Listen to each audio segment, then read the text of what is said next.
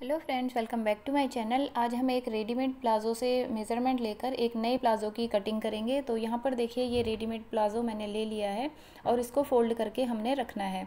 तो अगर इस प्लाज़ो में कहीं पर भी रिंकल्स वगैरह हैं तो आपने इसको प्रेस करके पहले अच्छे से कर लेना है स्ट्रेट, और उसके बाद मेज़रमेंट लेना है। तो देखिए, खोलकर इस तरीके से हमारा ये प्लाज़ो दिखेगा। मैंने यहाँ पर प्रेस कर ली है। और अब देखिए, यहाँ पर देखिए बैक पार्ट जो है बढ़कर कटा है, 1 इंच आगे की साइड ये बढ़कर आया है और फ्रंट पार्ट हमारा थोड़ा सा छोटा है।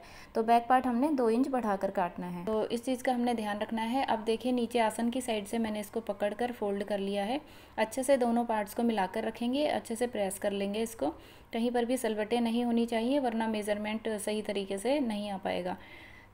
तो अच्छे से हमने इसको मिलाकर रख लिया है। अब हमने मेज़रमेंट लेना है। तो पहले हम आसन का मेज़रमेंट लेंगे। तो ऊपर देखिए, फ्रंट वाला जो आसन है हमारा, उसका हम मेज़रमेंट लेंगे। तो फ्रंट साइड में ही हमने इंच टेप रखा है, और ये जो लाइन है, ये आसन वाली लाइन, बिल्कुल इसकी सीध में हमने स्केल रख लेना है, और स्केल से हमें पता चलेगा कि ये आसन कितनी लेंथ पर है। तो यहाँ पर आ रहा है देखिए 13 इंच। 13 से थोड़ा सा ज़्यादा है, मतलब 13.25 तक आ रहा है। तो यहाँ पर हम 13 इंच ले लेते हैं। 13 इंच पर ये आसन है, इसको मार्क कर लेंगे हम। तो फ्रंट का आसन हमारा यहाँ पर 13 इंच है। ऊपर हमने इलास्टिक पर रखा है और नीचे लेंथ ले ली है। 13 आसन है, तो कटिंग करते हुए हमने 12.5 लेना है, क्योंकि ये जो यहाँ का मार्जिन है, कटिंग करने के बाद हम सिलाई करेंगे तो आधा इंच सिलाई में चला जाएगा। तो 12.5 अभी लेंगे, फिर बाद में 13 आ जाएगा। इसके बाद अब हमने यहाँ पर देखिए थाई का मेज़रमेंट लेना है कि फ्रंट की थाई यहाँ पर कितनी है। तो यहाँ पर ऊपर से भी बैक का भी मेज़रमेंट ले लेते हैं। तो बैक का मेज़रमेंट देखिए 2.5 इंच पर आ रहा है, मतलब जो बैक हमने बढ़ाकर काटा है वो 2.5 इंच यहाँ पर बढ़ाकर कटा है। अब हमने यहाँ पर थाई देखनी है। तो देखिए, ये जो फ्रंट का है, ये सिलाई लगी हुई है यहाँ पर। फ्रंट का पार्ट छोटा है और बैक का बड़ा है, मतलब बैक का 2 इंच बढ़कर कटा है। आगे को 1 इंच हमें दिख रहा है और 1 इंच बैक साइड में है। तो 2 इंच बढ़ाकर यहाँ पर इसको काटा है। तो यहाँ पर हम लेंथ देख लेते हैं। तो जो फ्रंट वाला पार्ट है, वहीं पर हमने टेप को रखना है, और नीचे तक हमने लेंथ इस तरीके से पकड़कर चेक कर लेनी है। तो यहाँ पर आ रहा है हमारा ये 37 इंचेस। 37 इंच पे हमने रेडी रखना है इस प्लाज़ो को। अब हमने थाई का मेज़रमेंट लेना है। तो ये देखिए, थाई से भी हमने कपड़े को बिल्कुल सीधा कर लेना है, और आसन के पास हमने टेप को रखना है, जहाँ पर ये सिलाई लगी है। दोनों पार्ट आगे और फ्रंट और बैक के जॉइंट है, यहाँ पर हमने टेप को रखना है। और जो ये सिलाई है साइड में, देखिए मैंने सिलाई दिखाई थी फ्रंट पार्ट की, यहाँ पर हमने टेप को रखना है। तो ये आ रहा है हमारा 13 इंच। तो ये रेडी होकर 13 इंच आ रहा है। और देखिए, यहाँ पर सिलाई का मार्जिन हमने नहीं लिया है, तो साइड, दोनों ही साइड में करीब कम से कम भी आधा आधा इंच मार्जिन का जाएगा। तो मार्जिन आपने अपने हिसाब से रखना है। तो रेडी हमें फ्रंट पार्ट 13 इंच चौड़ाई में चाहिए, और आसन भी हमारा 13 आया है। तो अब हम बॉटम मार्क कर लेंगे। तो बॉटम है हमारी यहाँ पर, देखिए इस तरीके से दोनों पार्ट्स को अच्छे से मिलाकर देखेंगे। तो यहाँ पर हमारे पास करीब 13.5 इंच आ रहा है ये। तो देखिए, यहाँ पर बस हमने जो थाई का मेज़रमेंट लिया है 13 इंच पे। तो यहाँ पर ध्यान रखना है कि ये बैक वाला पार्ट देखिए, इस साइड से 1 इंच आगे की साइड बढ़कर आया है। तो मतलब फ्रंट पार्ट हमने 13 इंच मार्क किया है, उसमें सिलाई का मार्जिन भी लेंगे, और जब बैक पार्ट की कटिंग करेंगे तो उसको 2 इंच बढ़ाकर कट करेंगे। तो चलिए कटिंग स्टार्ट करते हैं। तो ये देखिए, ये फैब्रिक हमने ले लिया है। ये करीब मेरे पास 2.25 मीटर का कपड़ा है। इसको रॉन्ग साइड में हम फोल्ड कर लेंगे इस तरीके से। चौड़ाई में हमने इसको एक फोल्ड में कर लेना है, और उसके बाद हमने फ्रंट पार्ट की कटिंग करनी है। तो किनारी से किनारी मिलाकर हम रख लेंगे, और किनारी की साइड हमने अपनी साइड रखनी है, और फिर यहाँ पर मार्किंग करनी है। तो देखिए, कपड़ा मैंने यहाँ पर सेट कर लिया है। 1/2 इंच ऊपर हम मार्क कर लेंगे, क्योंकि जब हम इलास्टिक वाली पट्टी ऐड करेंगे तो 1/2 इंच सिलाई में जाएगा। इस 1/2 इंच के ऊपर ही हमने 1 इंच टेप को रख के निकाल के रखा है, क्योंकि 1 इंच की हमारी इलास्टिक आएगी। अगर आपकी 2 इंच या 3 इंच की इलास्टिक है तो आपने 3 इंच ऊपर या 2 इंच निकाल के रखना है। तो जो लाइन मार्क की है उसके ऊपर ही मैंने 1 इंच टेप को रखा है और 1 इंच निकाला है, क्योंकि 1 इंच की इलास्टिक आएगी। नीचे 37 इंचज़ पे मैंने लेंथ मार्क कर ली है, और 2 इंच एक्स्ट्रा ले लिया है फोल्ड करने के लिए। तो यहाँ पर इन लाइंस को हम नीचे स्ट्रेट कर लेंगे बॉटम फोल्ड करने के लिए। तो ये हमने लेंथ मार्क कर ली 37 इंच पे, और उसके बाद 2 इंच एक्स्ट्रा ले लिया है। तो अब हमने बॉटम की मार्किंग करनी है। तो बॉटम थी हमारी 13.5 इंच। तो यहाँ पर करीब 14 या 14.5 तक आपको लेना होगा मार्जिन के लिए। तो यहाँ पर मैंने 13.5 इंच ही मार्क किया है। तो ये 13 हमारा बॉटम रेडी आएगा। 13 इंच मैं यहाँ पर रखूँगी बॉटम का, और मार्जिन के लिए जो आएगा हमारा वो हमारे बैक पार्ट से आ जाएगा। बैक पार्ट क्योंकि हमने 2 इंच बढ़ाकर काटना है तो थोड़ा सा मार्जिन हमें वहाँ से मिल जाएगा, लेकिन फिर भी आपने बॉटम में 1 इंच और फ्रंट में भी ऐड करना है। तो यहाँ पर देखिए 1 इंच हमने टेप को हर जगह पर निकाल के रखना है, फिर मार्किंग करनी है। तो 1 इंच हमने लाइन के ऊपर 1 इंच को टेप को रखा है और 12.5 इंच पर हमने आसन मार्क किया है, क्योंकि 13 इंच मैंने आपको बताया था आसन है हमारा फ्रंट का, तो उसको हमने 12.5 यहाँ पर लिया है। ऊपर भी 12.5 इंच पे मार्क किया, नीचे भी 12.5 इंच पर, और यहाँ पर एक बॉक्स बना लेंगे। इस तरीके से टेप को रखेंगे, 12.5 इंच पर यहाँ पर भी मार्क कर लेंगे और इस मार्क से आगे हमने 2 इंच बढ़ा कर लेना है। तो यहाँ पर देखिए हमारी थाई वाली लाइन बढ़ गई है रेडी। हमें यहाँ पर 13 इंच की थाई चाहिए, तो ये लेंथ में अब हो गई है हमारी 14.5 इंच। इस तरीके से 1 या पौने 1 इंच आसन की साइड से मार्जिन जाएगा और आधा इंच हमारा साइड से जाएगा। मार्जिन भी हमने यहाँ पर ले लिया है और यहाँ पर हमने फ्रंट आसन की इस तरीके से शेप डाल देनी है। अब हमारा जो ये आसन वाला मार्क है और इस मार्क को हमने नीचे बॉटम वाले मार्क से मिलाना है। तो एक चीज़ का आपने यहाँ पर ध्यान रखना है कि मैं आपको पूरी मार्किंग एक साथ नहीं दिखा पा रही, इसलिए कपड़े को ऊपर नीचे मुझे करना पड़ रहा है। लेकिन जब भी आप मार्किंग करें तो एक बड़े एरिया पर ही आप कपड़े को बिछाएं और फिर मार्किंग करें। कपड़े को इधर उधर मूव ना करें, वरना कपड़े कटिंग करने में गलती हो जाती है। तो यहाँ पर देखिए मैंने आसन वाले मार्क को नीचे बॉटम वाले मार्क से मिला लिया है। ऊपर हमारी 1 इंच की इलास्टिक आएगी और ये जो मार्क किया है हमने लाइन, ये हमारा सिलाई में चला जाएगा। तो अब हमने मार्किंग के ऊपर ही कटिंग कर लेनी है, सेम मार्किंग के ऊपर ही हमने कटिंग कर लेनी है। यहाँ पर कोई एक्स्ट्रा मार्जिन हमने नहीं लेना है। बॉटम में हमने ले लिया है 2 इंच एक्स्ट्रा नीचे फोल्ड करने के लिए, और साइड्स में हमने जितना लेना था ले लिया है। अब हमने बैक पार्ट की कटिंग करनी है, तो जो ये एक्स्ट्रा पीस हमारे पास है इसे भी हम फोल्ड करके किनारी वाली साइड को अपनी साइड करके रख लेंगे।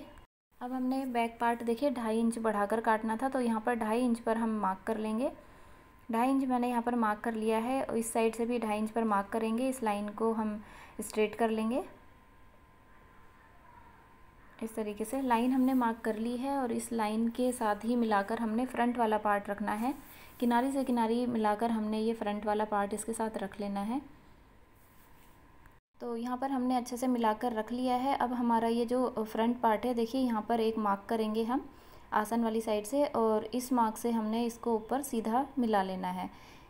तो यहाँ पर देखिए ये हमारा बैक पार्ट इतना बढ़ गया है, और इसके बाद हमने यहाँ पर ऊपर से इसको तिरछा मिला लेना है। जो ऊपर 2.5 इंच का मार्क किया था हमने, इसको हमने फ्रंट पार्ट की साइड में मिला लेना है तिरछा।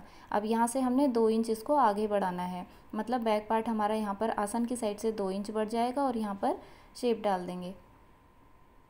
तो इस तरीके से हमारा हिप की साइड से भी और थाई वाली साइड से भी ये 2 इंच बढ़ गया है। बॉटम की साइड से भी हमने इसको 2 इंच नीचे से बढ़ा लेना है, और ये जो आसन वाली मार्किंग है उसको नीचे बॉटम वाली मार्किंग से मिला लेना है। तो यहाँ पर देखिए मैंने इस दोनों ही पार्ट को अच्छे से मिलाकर पिन अप कर लिया है, ताकि ये इधर उधर मूव करने में हिले ना। और बॉटम से भी हमने ये लाइन आगे बढ़ा लेनी है, और बॉटम साइड से भी करीब 2 इंच या पौने 2 इंच नीचे हम मार्क कर लेंगे। 2 इंच पर मैंने मार्क कर लिया है, और इस तरीके से हम नीचे से इसको ऊपर देखिए मिला लेंगे। इस तरीके से आसन वाली लाइन तक हमने इस बॉटम के पार्ट को मिला लिया है, और अब हम यहाँ पर कटिंग कर लेंगे। सेम मार्किंग के ऊपर ही हमने यहाँ पर भी कटिंग कर लेनी है। तो देखिए ये बैक पार्ट हमने 2.5 इंच बढ़ाया था, इस तरीके से ये तिरछी कटिंग होगी इसकी, और नीचे से भी हमने इसको 2-2 इंच बढ़ा लिया है। इस तरीके से यहाँ पर कटिंग कर लेंगे। तो एक तरीका तो ये है हमारे प्लाज़ो का कटिंग करने का, फ्रंट जिसमें छोटा और बैक बड़ा होता है, और एक और तरीका होता है जिसमें हम दोनों ही पार्ट्स इक्वल करके कट कर लेते हैं।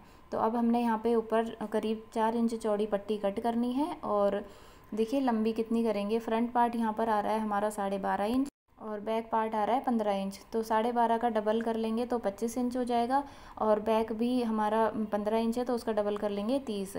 तो 30 और 25 को हम ऐड कर लेंगे तो हो जाएगा 55 इंच। 55 के बाद हमने 2 या 3 इंच एक्स्ट्रा ले लेना है, ताकि सिलाई करने में छोटा ना पड़े पीस।